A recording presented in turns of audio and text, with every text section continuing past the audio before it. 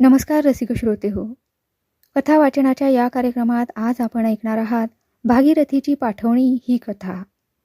लेखक आहेत रत्नाकर मतकरी आणि कथासंग्रह 10 जणी. मंडळी, कथा आवडल्यास व्हिडिओला लाईक आणि चॅनलला सबस्क्राईब करा. मी बेल वाजवली. रामचंद्र आत आला. भागीरथीबाईला बोलावलंय म्हणून सांग. सांगतो. माझ्या ऑफिसचं झुलतं दार ढकलून रामचंद्र बाहेर निघून गेला. रामचंद्र हा पूर्वीचा कुष्ठरोगाचा पेशंट, पण आता तो पूर्ण बरा झालाय. त्याला मी ऑफिस बॉयचं काम दिलंय. कृतज्ञतेच्या भावनेनं असेल किंवा एकेकाळच्या कुष्ठरोग्याला बाहेर इतकी चांगली वागणूक मिळेल याची खात्री नसल्यामुळं असेल, पण तो हे काम भलतंच मन लावून करतो एवढं खरं. आमचं हे लेप्रसी होम इतर कुष्ठधामांसारखं नाही. खरं म्हणजे हे कुष्ठधाम नाहीच, हे आहे हॉस्पिटल. इथं मुख्यतः कुष्ठरोगाचे पेशंट्स घेतले जातात एवढंच. पण कुष्ठधामांमधल्यासारखं आम्ही त्यांना जन्मभर इथंच ठेवून घेत नाही. औषधोपचार करून बरं करतो आणि बाहेर पाठवून देतो. ज्यांना बाहेर आपलं आपण औषध घेता येण्यासारखं आहे त्यांना औषधं लिहून देतो. त्यांच्या जवळपासच्या रुग्णालयात ट्रीटमेंट घेता येणं शक्य असेल तर तशी व्यवस्था करतो. ते पूर्ण बरे झाल्याची खात्री होईपर्यंत त्यांना अधूनमधून चेकअपसाठी आमच्याकडे यायला सांगतो. आमचं हे हॉस्पिटल एकेकाळी मिशननं चालवलेलं होतं. त्यावेळी माणूस इथं आला की परत जात नसे. कुष्ठरोग्यांना पूर्वीच्या काळी जसं गावाच्या हद्दीबाहेर कुठंतरी रानावनात टाकून देत, तसेच इथलेही रोगी या गावाबाहेरच्या निर्जन वस्तीमध्ये टाकलेले असत. पण नंतर ज्या ट्रस्टनं ते चालवायला घेतलं त्यांनी मात्र एका वेगळ्याच दृष्टिकोनातून याची आखणी केली. कुष्ठरोग्याला अशा वसाहतीमध्ये कायम राहायला मिळालं तर तो कामधंदा न करता एखाद्या बांडगुळासारखा नुसता बसून खातो. जगाशी संबंध तोडून आपल्यातच दंग राहतो. जगाला निरुपयोगी ठरतो. म्हणून त्याला रोगमुक्त करून चारचौघांच्या जगात स्वाभिमानानं जगण्यासाठी शक्य तेवढ्या लवकर पाठवायचं, असा आमचा प्रयत्न असतो. त्यासाठी त्याला कर्ज मिळवून देण्याची, काम शोधून देण्याची, नाना प्रकारची मदत आम्ही करतो. हे झालं नव्या चटकन बऱ्या होणाऱ्या पेशंट्सविषयी. पण काही जुने पेशंट्स वर्षानुवर्ष ट्रीटमेंट घेत असतात. त्यांच्यापैकी काही जण अगदी खडखडीत बरे होऊनही वय झाल्यामुळं वहिवाटीनंच म्हणा ना इथं राहत असतात. त्यांना परत आपल्या मुला माणसात जाता येईल असं कुणालाच वाटत नसतं, खुद्द त्यांनाही. किंबहुना आपल्याला मुलं माणसं आहेत हेही त्यांच्यापैकी बहुतेक जण विसरून गेलेले असतात. आमचं लेप्रसी होम हेच यांचं घर झालेलं असतं. त्यांच्या खऱ्याखुऱ्या घरातली माणसं त्यांना जी एकदा इथं टाकून देतात ती परत कधीच त्यांची दखलही घेत नाहीत. मी ठरवलंय की यातल्या शक्य तेवढ्या पेशंट्सना घरी पाठवायचं. ते आता रोगमुक्त झाले आहेत असं असतानाही त्यांना इथं ठेवणं म्हणजे त्यांच्यावर रोगाचा शिक्का कायम ठेवण्यासारखं नाही का? हा अन्याय आम्ही का करावा? शिवाय त्यांना परत आपलं मानणं ही त्यांच्या माणसांची जबाबदारी नाही का? त्यांनी ती का नाकारावी? या पेशंट्समधलीच एक भागीरथी शिंदे, वय 72. गेली 17 वर्ष ती इकडं आहे. तिचा एकुलता एक मुलगा. त्याचं लग्न झालं आणि 2 वर्षांनी त्यानं आईला इथं आणून सोडलं. त्यानंतर त्यानं कधीच तिची विचारपूसही केली नाही. खरं तर भागीरथीचा रोग पुरता बरा होऊन तिच्या सगळ्या टेस्ट निगेटिव्ह आल्याला देखील आता 3 वर्ष झालीत.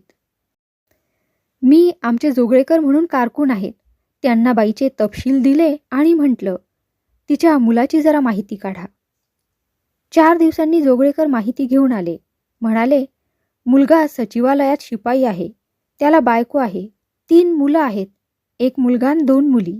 राहतो थाटात. घरी टीव्ही आणि लहान फ्रीजसुद्धा आहे. नोकरीशिवाय वरचं उत्पन्न असेल, उगाच नाही. त्याच्याशी मला कर्तव्य नव्हतं. गडी आईला पोसण्याच्या परिस्थितीत आहे एवढंच माझ्या दृष्टीनं महत्त्वाचं होतं. आणखी काय कळलं? आणखी काही विशेष नाही. माणूस भाविक आहे, देवभोळा आहे. दरवर्षी वारीला जातो म्हणे पंढरपूरच्या. बरं आहे. म्हणजे मी मनात म्हटलं, माणूस धार्मिक असला तर आईविषयी पूज्य भावना असतीलच. याचा अर्थ माझं काम अधिकच सोपं होईल. आता हे भागीरथीच्या कानांवर घालायला हरकत नव्हती. रामचंद्र आत आला, म्हणाला, भागीरथीबाई आल्यात. त्याच्या पाठोपाठ भागीरथी आत आली. मला नमस्कार केला. मी म्हटलं, बसा. भागीरथी समोरच्या खुर्चीवर अवघडून बसली. आता काही त्रास नाही मला. त्रास कसा असणार बाई, तुम्ही एकदम बऱ्या झालाय आता, मी म्हटलं. हाताच्या थोड्या खुरटलेल्या बोटांखेरीज कुष्ठरोग होऊन गेल्याचं दुसरं चिन्ह नव्हतं भागीरथीच्या शरीरावर. कारागीर असतील त्यांना कृत्रिम बोटं देखील आम्ही लावतो, पण भागीरथीला त्यांची गरज नव्हती. बरी झाले, मग कशाला बोलावलं मला? भागीरथीनं मुद्द्याला हात घातला. तुम्हाला घरी जायचंय का? घरी? भागीरथीच्या बिनकुंकवाच्या कपाळाला आठ्या पडल्या. डोळे बारीक झाले. कुठल्या घरी? तुमच्या मुलाच्या घरी. मला काय ठाव मुलाचं घर? भागीरथी एकदम उसळून म्हणाली. असं काय करता? मुंबईला तुमचा मुलगा नाही का राहत गिरगावात? आठवतंय ना तुम्हाला तुमचं ते घर कांदेवाडीतलं? नाही आठवत. भागीरथीला खरंच 17 वर्षापूर्वीचं काही आठवत नाहीये की ती मुद्दामच ते सगळं नाकारतेय? खरोखरच का बाई तुम्हाला आपलं घर आठवत नाही? नाही बाबा, मला नाही घरणबीर. हे आहे हेच माझं घर. हे हॉस्पिटल आहे भागीरथीबाई, घर नाही. इथनं प्रत्येकाला परत जावंच लागतं आपल्या घरी. म्हणजे तुम्ही मला इथनं घालवून देणार आणि मी जाणार हो कुठं? भागीरथी मोठ्यानं गळा काढून एकदम रडायलाच लागली. याची मी कल्पनाही केली नव्हती. मी जाणार नाही. मला मारा झोडा, मी जाणारच नाही. हे माझं घर आहे. मी इथनं जाणारच नाही. रामचंद्रानं आणि मी मिळून तिची पुष्कळ समजूत घातली, तरी तिचं आपलं एकच पालुपद. तुम्ही मला माझ्या घरातनं काढाया बघताय? मी जाणार नाही. तुम्ही ठार मारलं तरी मी जाणार नाही. रामचंद्र तिला तिच्या खोलीत घेऊन गेला. जाईपर्यंत ती रडत ओरडतच होती. मी सुन्न बसून राहिलो. मला वाटलं होतं की घरी जाण्याच्या कल्पनेनं तिला आनंद होईल, पण हे उलटच घडलं होतं. अर्थात भागीरथी कितीही रडली ओरडली तरी तिनं जावं हेच तिच्या हिताचं होतं. तेव्हा तिच्या या विरोधानं मी मागं हटणार नव्हतो. मी माझी खटपट चालूच ठेवली. जोगळेकरांनी भागीरथीच्या मुलाला एक पत्र लिहिलं आणि कळवलं की तुमची आई आता कुष्ठरोगातून संपूर्ण बरी झालेली आहे. हॉस्पिटलच्या नियमाप्रमाणे आम्ही तिला इथं ठेवू शकत नाही. पत्र पाठवल्याला 8 दिवस झाले, 15 झाले, महिना झाला, पण उत्तर नाही. मी जोगळेकरांना म्हटलं, पुन्हा पत्र पाठवा. यावेळी रजिस्टर्ड जाऊ दे, म्हणजे उत्तर द्यावंच लागेल. जोगळेकरांनी रजिस्टर्ड लेटर पाठवलं, पण त्यालाही उत्तर नाही. 3ऱ्या रजिस्टर्ड पत्राला उत्तर आलं. आईला नेऊ शकत नाही. घरात लहान मुलं बाळ आहेत. संसर्गाची भीती आहे. माणसानं अडाणी तरी किती असावं? अडाणी तर अडाणी, वर उद्धट. हा माणूस आम्हाला शिकवतो संसर्गाची भीती आहे म्हणून, हॉस्पिटलच्या डॉक्टर अधिकाऱ्यांना.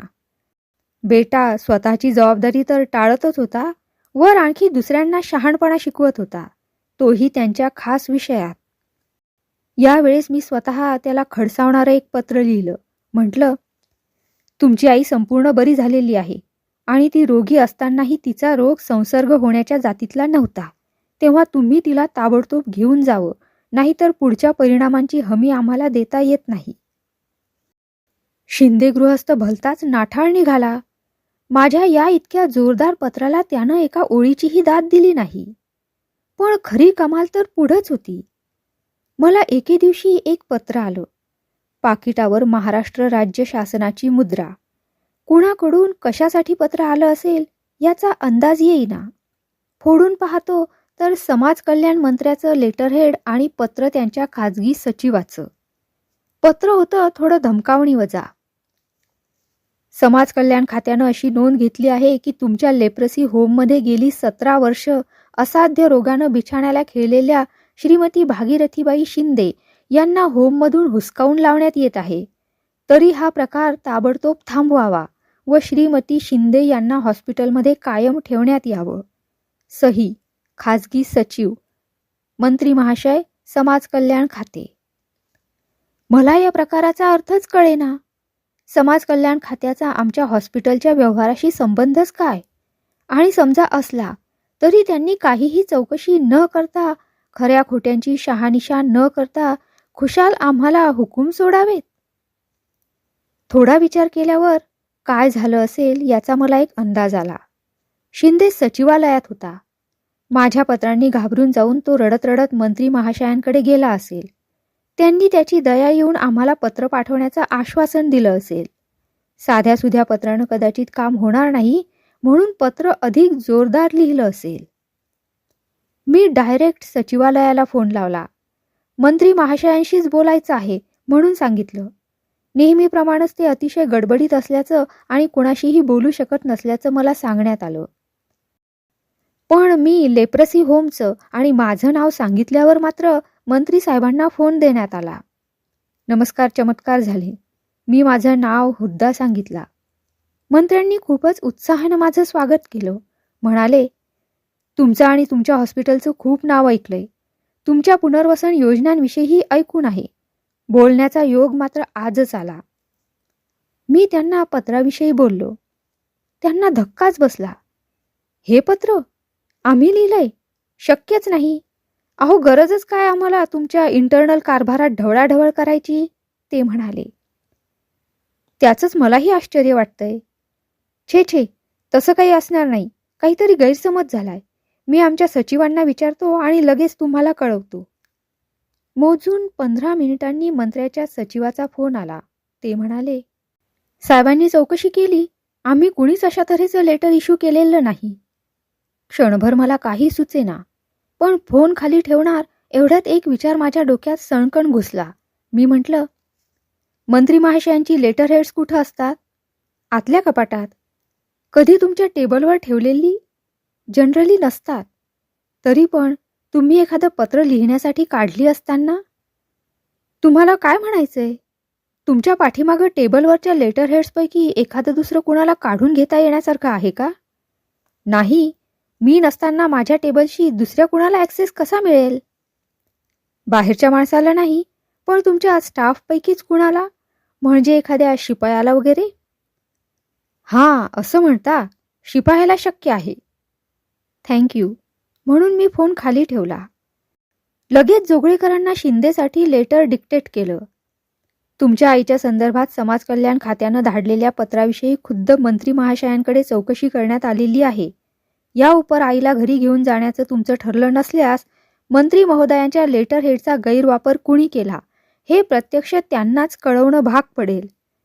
अशी चौकशी होणं तुमची नोकरी टिकण्याच्या दृष्टीनं सोयीचं नाही. तरी आईला येऊन घेऊन जाण्याची हालचाल ताबडतोब करावी. या पत्राला मात्र तात्काळ उत्तर आलं, तेही सविस्तर. कृपा करून मंत्र्यांकडे चौकशी करू नका. माझी नोकरी जाईल. माझी बायको मुलं उघड्यावर पडतील. मी माझी चूक कबूल करतो. आपल्याला येऊन भेटतो.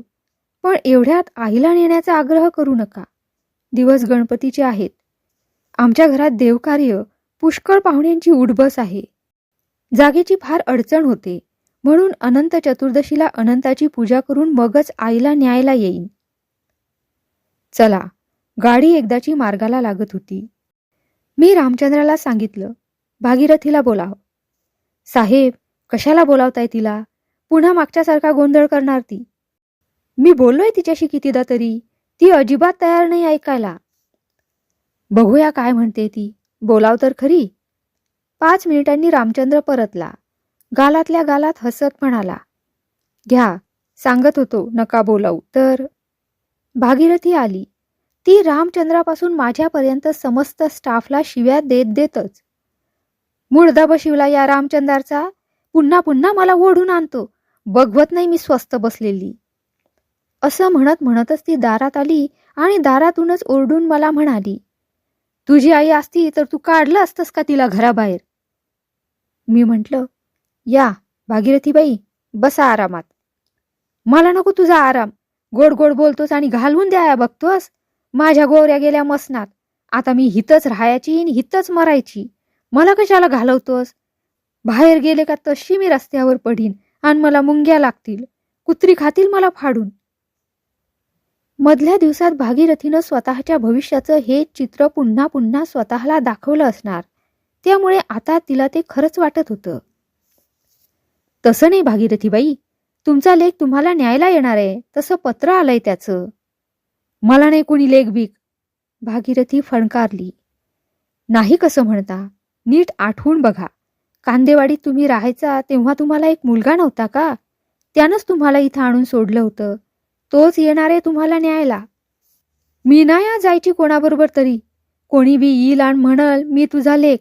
कुठल्या तरी चोर गुंडाबरोबर मला घालवून देशील, तो मला वाटेतच मारून टाकन. मग माझा शाप लागल तुला बरं. तळतळाट घेशील माझा म्हातारीचा. भागीरथीचा कल्पनाविलास वाढत चालला होता. मी हसलो. भागीरथीबाई, अहो मी तुमच्या मुलासारखा. मनापासून थोडंच तुम्ही माझं वाईट चिंताल. तेव्हा तुमच्या शापानं माझं काही सुद्धा व्हायचं नाही. आता स्वस्थ राहा. गणपती गेले की जायची तयारी करा. अहो हे तुमचं घर आहेच, पण ते मुंबईचं घर कुणा दुसऱ्याचं का आहे? तिथं तुमची नातवंड आहेत. आजी आजी म्हणून डोक्यावर घेतील बघा ती तुम्हाला. खोटं, सगळं खोटं. उठून दाराकडे जात भागीरथी रडत ओरडत म्हणाली, मला कोण आजी म्हणणार आहे? मला रोग लागला तेव्हाच मी सगळ्यांना मेले. आता मला कुठं जायची हौस नाही. मला हितच मरायचंय, हितच मरायचंय. रामचंद्र तिला व्हरांड्यातून घेऊन गेला तेव्हा पुसट होत जाणारे तिचे शब्द एखाद्या जखमी जनावराच्या विव्हळण्यासारखे ऐकू येत होते. मला हितच मरायचंय, हितच मरायचंय. अनंत चतुर्दशी गेली. दसरा यायला झाला तरी शिंदे महाराजांचा पत्ता नव्हता. त्याला कदाचित वाटत असावं की अशा चाल ढकलीनं मी त्याचा नाद सोडून देईन. पण मी त्याला असा तसा सोडणार नव्हतो. मला त्याच्या बेजबाबदारपणाचा भयंकर तिटकारा आला होता. प्रश्न एका भागीरथीचा नव्हता, पण आपल्या जवळच्या एखाद्याला कुष्ठरोग झाला म्हणून त्याला कुष्ठधामात टाकलं की आपण कायमचे सुटलो, ही वृत्ती संतापदायक होती. मी त्याला निर्वाणीचं पत्र टाकलं की सोमवारपर्यंत जर तुम्ही आईला नेलं नाहीत तर आम्ही तिला आणून तुमच्या घराच्या पायऱ्यांवर सोडू. जाण्या येण्याचा खर्च तुमच्याकडून वसूल करू. त्या पाठोपाठ शुक्रवारी तार केली. आम्ही आईला घेऊन मंगळवारी येत आहोत. सोमवारी गडी आमच्या ऑफिसात हजर झाला. डोक्यावर पागोटं, धोतर, बंडी, कपाळाला बुक्का आणि गळ्यात तुळशीची माळ. हातात टाळ नव्हते एवढंच. माणूस पक्का ढोंगी असणार. हे संतांचे कपडे घालून तो काय सचिवालयात जात असेल? मग इथं येतानाच हे वारकरी सोंग त्यानं का रचलं होतं? नमस्कार, मी शिंदे. तुमचं पत्र मिळालं. तार पण मिळाली. आईला घेऊन जायला आलात ना? तुम्ही बोलावलत म्हणून आलो साहेब. पण खरं विचाराल तर आईला नेण्यासारखी परिस्थिती नाही माझी. तुमच्या आईचा रोग पुरता बरा झालाय. त्यासाठी नाही म्हणत मी. पण साहेब, माझ्या परिस्थितीचा जरा विचार करा. 1.5 खोलीची आमची जागा, त्यात माझी 3 मुलं, बायको, यात आणखी आईला कुठं ठेवू? त्यातनं बायकोचं आणि आईचं पहिल्यांदाच पटत नव्हतं. आता तर तिला तिची घाणच वाटणार. त्याचा एक एक शब्द माझा संताप वाढवत होता. या माणसाला स्वतःची जन्मदात्री आई जड होतीये. याच्या बायकोला तिची घाण वाटते आणि ते हा सहन करतो. हा माणूस आहे की आणखी कोण? आम्ही कुष्ठरोग बरा करतो, पण यांचे मनाचे महारोग कोण बरे करणार? यांना ट्रीटमेंटसाठी कुठं पाठवणार? नाही, तेही काम आम्हालाच करावं लागणार. मी शिंदेशी बराच वेळ हुज्जत घातली, तरी तो ऐकेना. शेवटी म्हणाला, साहेब, पाया पडतो, पण मला आईला घेऊन जायला जाऊ नका. मेहरबानी करून तुम्ही तिला इथंच ठेवून घ्या. मी हवं तर तिचा महिन्याचा खर्च देईन. किती द्याल? देईन साधारण 50 रुपये. तसं माझ्या परिस्थितीत तेही अवघडच आहे, पण करणार काय? आपली आई म्हटलं म्हणजे द्यायला पाहिजेच. ठीक आहे, गेली 17 वर्ष आम्ही तुमच्या आईला सांभाळलं. महिना 50 प्रमाणे 17 वर्षांची देऊन टाका, म्हणजे झालं. काय साहेब, मस्करी करताय गरिबाची? मस्करी कशी? तुम्हीच तर आत्ता म्हणालात की आपली आई आहे म्हणजे द्यायला पाहिजे. तुम्ही सांभाळून घ्या साहेब गरिबाला. उगाच न्यायला लावू नका. मी या महिन्यापासून 50 देईन. हवं तर 55 घ्या. पण आईला कुठं नेऊ? माझी मिळकत ती एवढीशी, त्यातनं 3 मुलं. बेट्यानं गरिबीचं सोंग तर झक्कास आणलं होतं. त्याची वरची मिळकत, घरातला टीव्ही, फ्रीज वगैरेचा पत्ता आम्हाला आधीच लागलाय याची त्याला कल्पना नसावी. ठीक आहे, तुम्ही इतके गयावया करता आहात तर मी ठेवून घेतो तुमच्या आईला. तुम्ही पैसे देखील देऊ नका त्याबद्दल. तुम्ही देव माणूस आहात साहेब. माझी एक अट आहे. ती पाळणार असाल तरच ही सूट. काय वाटेल ते सांगा साहेब. बघा नंतर नाही म्हणाल. तुम्ही सांगून तर बघा साहेब. तुमच्या गळ्यातली ही माळ आहे ना? हो, आम्ही वारकरी पंथाचे. दर कार्तिकी एकादशीला पंढरपूरला जातो म्हणून. ही माळ इथं माझ्यासमोर तोडायची, ते पागोटं उतरवायचं आणि कपाळावरचा तो बुक्का पुसून टाकायचा. काय सांगता साहेब? शिंदे भलताच चक्रावून गेला. बस एवढं करा आणि आईला इथं ठेवून जा. असं कसं करावं साहेब? ही माळ साधीसुधी नाही. गुडघ्या एवढा होतो तेव्हापासनं इतकी वर्ष मी वारीला जातोय. 1 वर्ष नेम चुकवला नाही. त्याचं सगळं पुण्य या माळेत साठवून ठेवलंय आणि तुम्ही ती तोडायला सांगता? हो, काय हरकत आहे? नाहीतरी आईला दूर लोटून पंढरीच्या वारीचं पुण्य थोडंच गाठीशी राहणार आहे. शिंदे डोळे विस्फारून माझ्याकडे पाहत राहिला. भल्या माणसा, पंढरीच्या वारीचा अर्थ तुला कळतो का? की नुसते टाळ कुटलेस म्हणून वारकरी झालास? पुंडलिकानं आईबापांची सेवा करण्यासाठी प्रत्यक्ष पांडुरंगाला पंढरपुरात थांबवून ठेवलं. तुम्ही आपल्या आईला जवळ ठेवायला तयार नाही, नुसती तिच्या तोंडावर नजर टाकायला तयार नाही, आणि तरी स्वतःला वारकरी म्हणवता. थू. शिंदे माझ्याकडे भान हरपल्यासारखा पाहतच राहिला. मग हळूहळू त्याची नजर खाली वळली.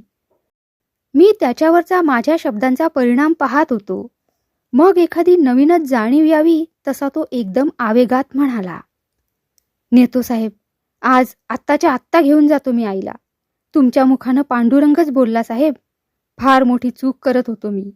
कायमच्या नरकात खितपत पडलो असतो त्याबद्दल. तुम्ही मला वाचवलत. बोलवा माझ्या आईला.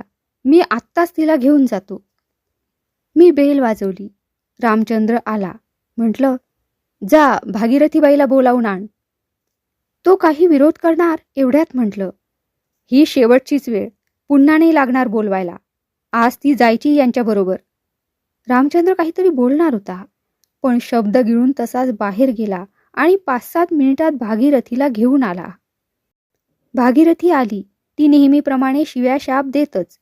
दारातूनच माझ्या अंगावर ओरडली, तुझं कधी कधी बरं व्हायचं नाही. हळद लागली तुला. माझ्या घरातनं मला बाहेर काढतोस ते. मी म्हटलं, भागीरथीबाई, जरा आत येऊन बघा तरी कोण आलंय ते. कोण येणार आहे? पोलिसांना बोलावला असशील मला धरून न्यायला. पण मी साफ सांगते, मी कुठं जायची नाही. मी हितच मरणार.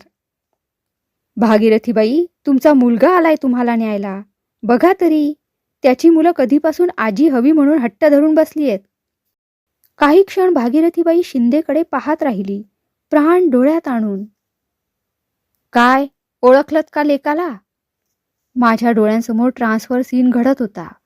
इतका वेळ संतापून शिव्या देणारी भागीरथी हळूहळू शांत होत गेली.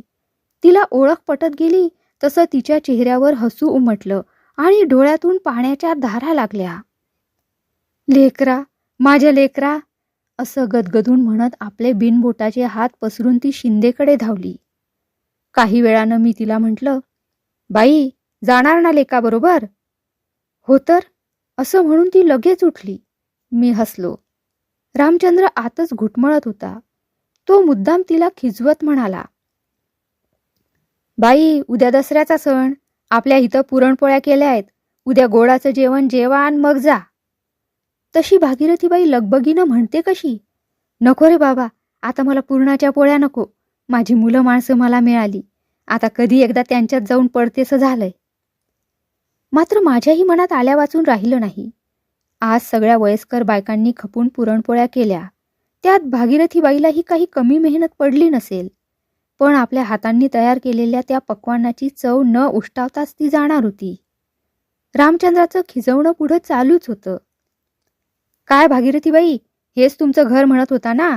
मग ते आणखी कुठलं घर मुला माणसांचं? पण यावर ती काही उत्तर देण्याच्या भानगडीत पडली नाही. गपरे मेल्या, एवढंच ती म्हणाली. मी टॅक्सी घेऊन येतो आई, तोवर तू सामानाचं गाठोडं घेऊन तयार राहा, खालीच उभी राहा, शिंदे म्हणाला आणि टॅक्सी आणायला गेला. रामचंद्र भागीरथीला घेऊन गेला. एक प्रश्न सुटल्याच्या आनंदात मी कामाला लागलो. यावर साधारण अर्धा पाऊण तास उलटला असेल. रामचंद्र आत आला. मी विचारलं, नीट गेली ना भागीरथी? नाही साहेब, रामचंद्र म्हणाला. तिचा मुलगा टॅक्सी आणायला म्हणून जो गेला तो परत आलाच नाही. पाऊण तास आम्ही दोघांनी त्याची वाट पाहिली. आता तिला तिच्या खोलीवर पोचवली आणि तुम्हाला सांगायला आलो. सगळी खोली माझ्याभोवती गरगर फिरते असं मला वाटायला लागलं. भागीरथी काय म्हणते? रडते? नाही साहेब, गप्पच बसलीये. त्यानंतर भागीरथी गप्पच बसू लागली. कुणाशी फारशी बोलेनाशी झाली. कुणी काही बोललं तर ती ऐकतेसं वाटायचं, पण नंतर विचारावं तर डोक्यात काही शिरलेलं नसायचं. तिचं आजूबाजूच्या परिस्थितीचं भान जवळजवळ उडालंच होतं आणि विचार कुठंतरी भरकटले होते. ती मध्येच उठायची आणि गाठोडं घेऊन निघायची. कुठं जातेस असं विचारलं तर म्हणायची, मी चालले माझ्या लेकाकडं. माझी नातवंड माझी वाट पाहत असतील. आजी अजून आली नाही म्हणत असतील. एकटी कुठं चाललीस असं विचारलं तर म्हणायची, एकटी कशानं? माझा लेक आहे सोबत, टॅक्सी आणाय गेलाय. टॅक्सी आणायला गेलेल्या शिंदेचं 4 दिवसांनी पत्र आलं. मला माफ करा, पांडुरंगाची शपथ, मी आईला घेऊन जाणार होतो. पण मला मिठी मारण्यासाठी जेव्हा तिनं हात पुढं केले तेव्हा तिची ती खुंटलेली बोटं पाहून मला किळस वाटली. तिनं माझ्या डोक्यावरून पाठीवरून हात फिरवला तेव्हा मला इतकी घाण वाटत होती की गेल्या 4 दिवसात मी 15 वेळा आंघोळ केली तरी अजून स्वच्छ वाटत नाही. आईच्या त्या खुंटल्या बोटांच्या हातांची मला इतकी शिसारी आली की त्याच तंद्रीत मी तिच्यापासून पळत सुटलो आणि थेट घरी आलो. बायको म्हणाली, तरी मी तुम्हाला.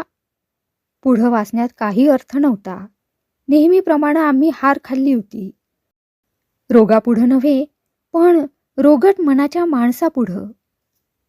मला भागीरथीला ऑफिसमध्ये बोलवायचा पुन्हा धीरच झाला नाही. मला ठाऊक होतं की मी बोलावता क्षणी ती आनंदानं धावत येईल. लेक आला असेल या आशेनं. पण तेच फार अवघड गेलं असतं. तिचे पूर्वीचे शिव्याशाप मी हसत हसत सहन करीत असे, पण आताचा तिचा हा आनंद मला सहन झाला नसता. तरीही मी तिच्याकडे जाऊन आपण होऊन तिची चौकशी करायचो. कधी ती गप्पच बसून राहायची तर कधी गेल्या गेल्या विचारायची, आला? कधी लगबग करून लुगड्याची घडी घालायची, गाठोडे बांधायची. दिवसेंदिवस ती झिजत चालली होती. तिच्या खोलीत आणखी 4 बायका होत्या. त्यांनी सांगितलं, ही काही खात नाही, पित नाही. काही दिलं तर म्हणते, तुम्ही खा, मला वेळ नाही. खात बसले तर लेक निघून जाईल. त्यापरीस काय खायचं ते त्याच्या घरीच जाऊन खाईन.